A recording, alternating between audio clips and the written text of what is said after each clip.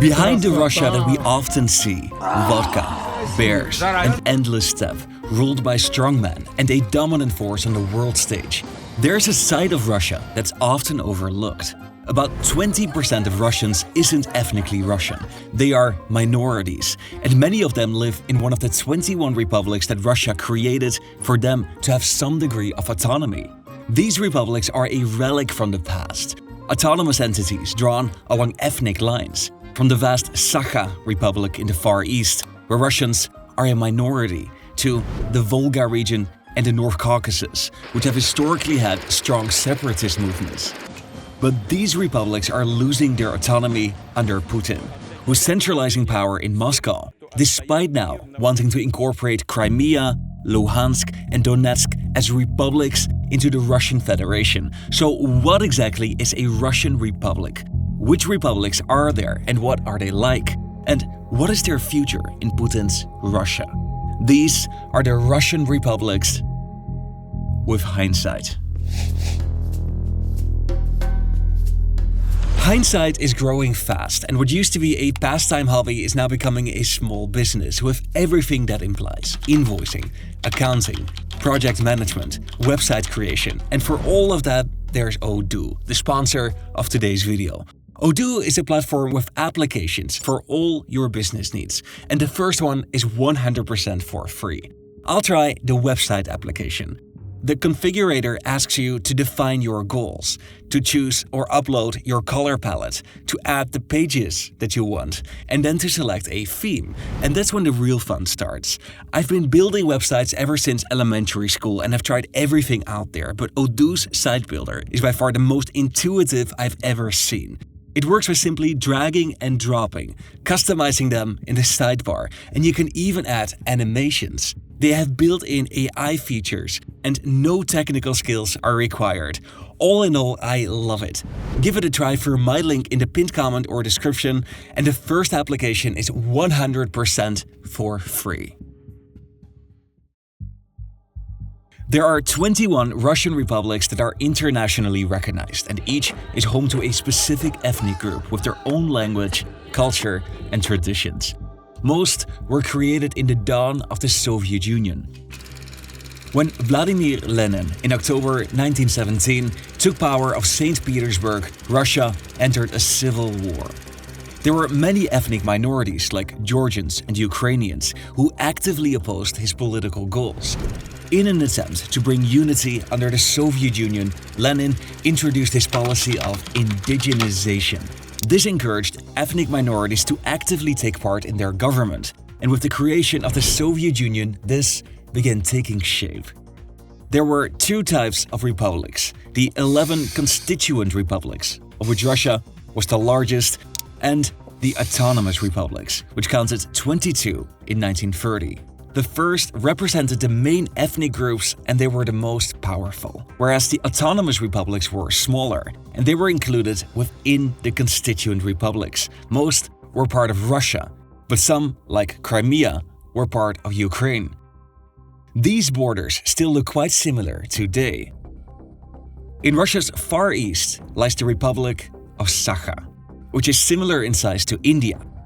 The indigenous Sakha people, or Yakuts, make up over half the population, and they are ethnically Turkic people. The name Yakuts comes from the Turkish yaka, which means geographical edge. They are widely considered to be the least Russian ethnic group. Their knowledge about their local language is widespread, and the extreme climate of this region has historically deterred Russian settlers. Together with the Republic of Buryatia, they make up the republics of Russia's Far East. And these other three republics are typically called the Siberian republics. Just like the Republic of Sakha, the Siberian republics each represent a different type of Turkic people, whereas the Republic of Buryatia represents a Mongolian ethnic group. These are amongst the least inhabited places of Russia, with some of the world's most extreme climates. In Yakutsk, average temperatures in winter drop to minus 35 degrees Celsius or minus 31 degrees Fahrenheit, while temperatures in summer can reach highs of 35 degrees Celsius or 95 degrees Fahrenheit.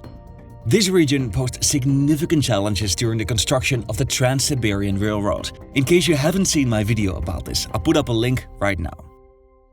During the early years of the Soviet Union, the policy of indigenization included extensive cultural programs to promote minority languages and cultures. This policy started under Lenin, but was continued in the early years of Stalin, who once motivated it by saying, "Allow a disconcerted minority group to use its native language and the discontent will pass by itself." These autonomous republics were created to appease the ethnic minorities, but their borders were consciously drawn to be surrounded by Russian territory to make it more difficult for them to seek independence. In Russia's Volga region, named after the river Volga, and the North Caucasus, this was of particular concern. These regions historically have had strong separatist movements, which we'll get into shortly. But in the context of the Soviet Union, they were still small minorities. The earlier policies of Stalin benefited the autonomy and cultural proliferation of ethnic minorities, but from the 1930s onwards, this changed. Stalin started a period of Russification, where minority officials were removed from power, and Russian became the mandatory official language. And during his tenure, he forcibly relocated millions of people, and most notably in Crimea. In the aftermath of World War II, Stalin suspected that the indigenous Crimean Tatars of Crimea had supported the Germans, for which he had no proof. But he exiled the entire population to Central Asia, after which Crimea lost its status as an autonomous republic. After Stalin's death in 1953, the Russian republics were gradually given more autonomy, and this lasted more or less until the early 1980s. The actual degree of autonomy, however, was limited and was often directly correlated to the republic's economic performance. The Volga region is an example of an economically important region for Russia. These are productive agricultural lands, and the region is rich in resources. At its center lies Tatarstan, the most prosperous of the Russian republics. Tatarstan is rich in oil and has a strong petrochemical industry. Its capital, Kazan, is the 6th largest city in Russia and was a host city for the 2018 FIFA World Cup. Over half the population are the indigenous Tatars, the largest ethnic minority in Russia. They count nearly 5 million people and are a Turkic ethnicity. Its neighbor Bashkortostan is the most populous republic, counting over 4 million inhabitants, and it's named after the indigenous people, who make up over a third the population.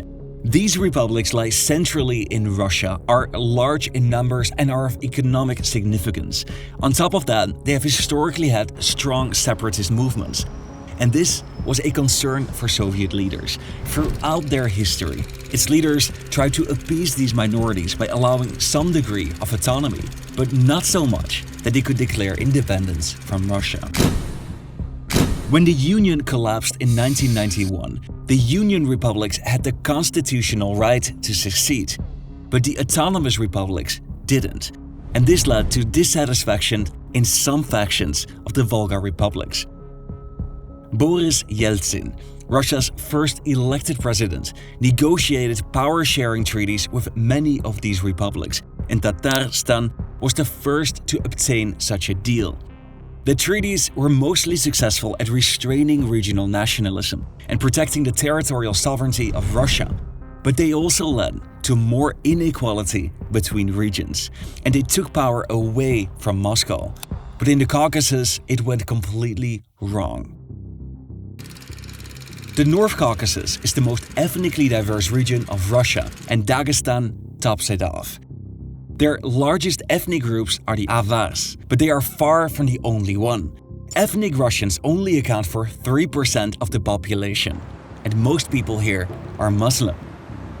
These republics are some of the poorest and most unstable regions of Russia. With the collapse of the Soviet Union, this republic was split in two, with one part siding with Russia and the other, Chechnya, declaring independence. This declaration started the First Chechen War. Yeltsin realized that if he allowed one republic to break away, others would likely follow. 96% of Chechnya is inhabited by Chechens and only 1% is Russian. They are predominantly Sunni Muslim, and at the start of the war, only about 3/4 of the population spoke and understood Russian. The Russian army managed to capture the capital city, but they failed to reintegrate the republic into the Russian Federation.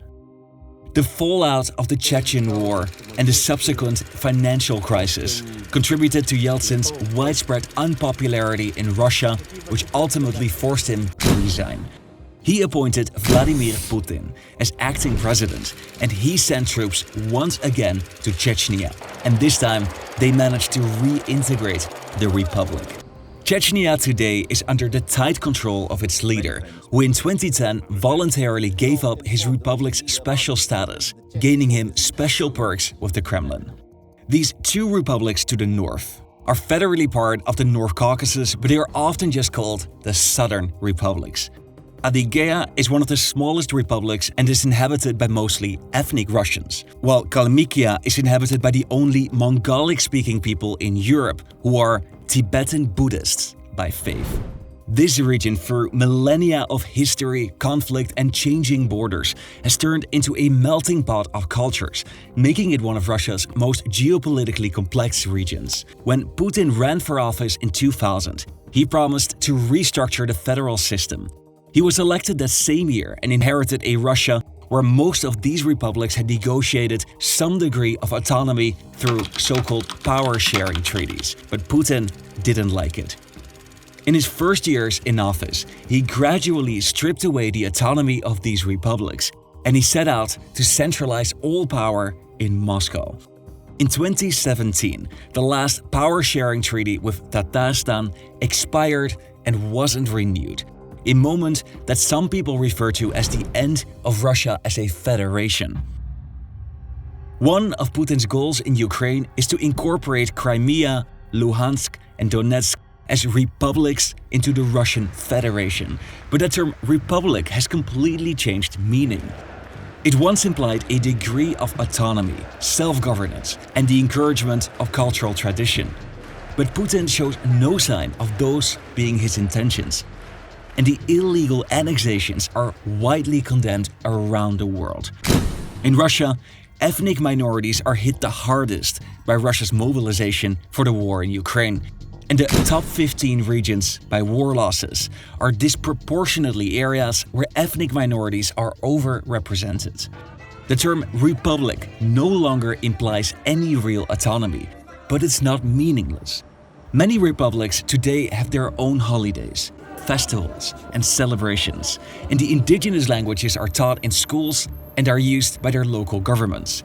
The last two republics that I'll highlight are the Komi and the Karelia republics. Like any other republic, they each represent an indigenous group, but both these republics are primarily inhabited by Russians. In the Komi Republic, for example, 70% of the population is Russian, but all people are required to learn the Komi language in school. This is leading to a fierce debate, and a substantial number of the ethnic Russians are protesting the dominance of the indigenous language. These republics, how they are governed, and their relationship with Russia's federal government is complex. You can't compare the local debate of Komi with Chechnya or Sakha with Tatarstan, and nothing compares to Ukraine. But despite that, they are all called republics, and even that term has had a different meaning throughout history. Putin has drastically restructured this system, and it's not unlikely that all ethnic-based regions at some point will completely disappear. If you enjoy these videos, consider subscribing to the channel. We try to publish a new video every week on Friday, and the more you watch, the more we can produce.